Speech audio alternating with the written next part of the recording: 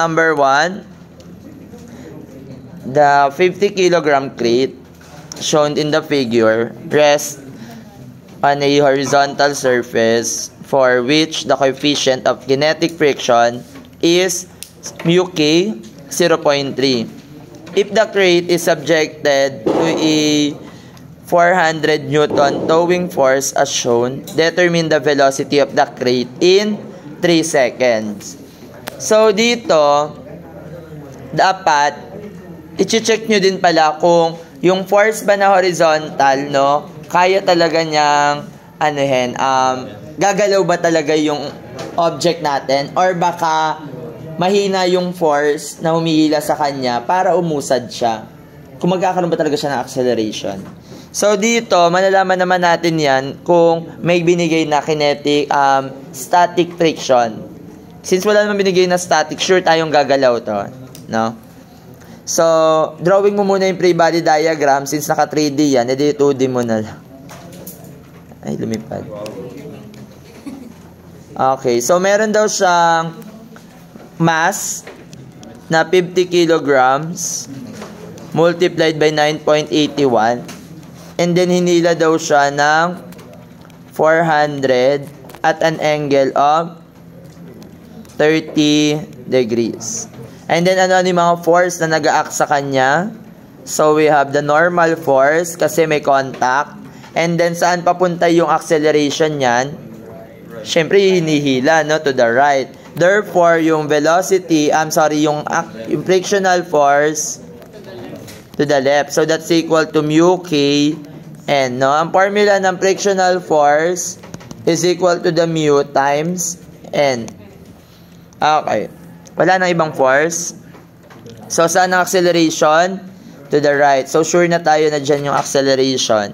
So, unahin na natin yung summation ng forces along vertical or along y, which is equal to 0 kasi yung acceleration natin ay to the along x, no? So, ano yung mga forces vertical? So, we have the normal force assuming upward positive.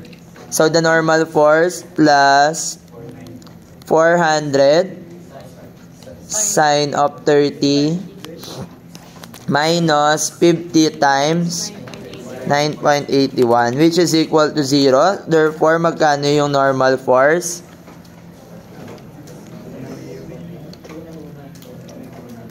To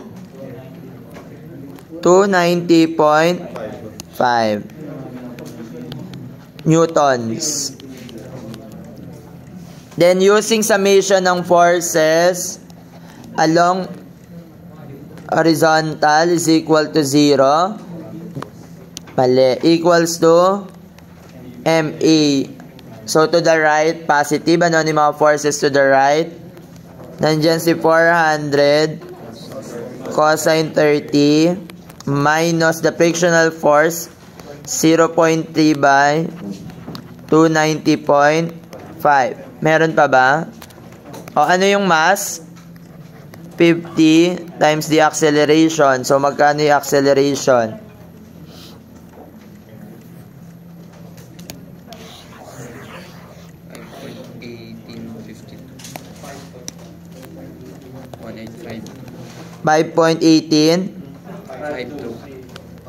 meter per second squared.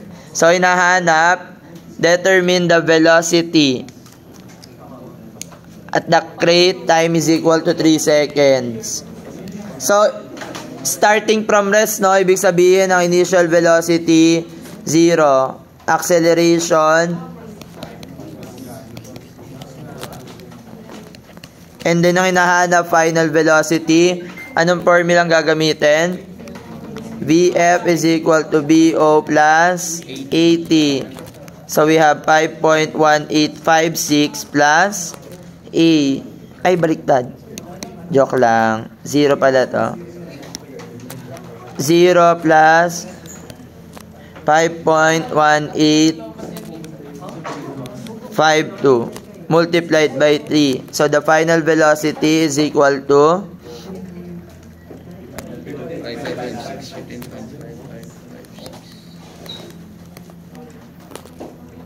5.6. Pwede na yan.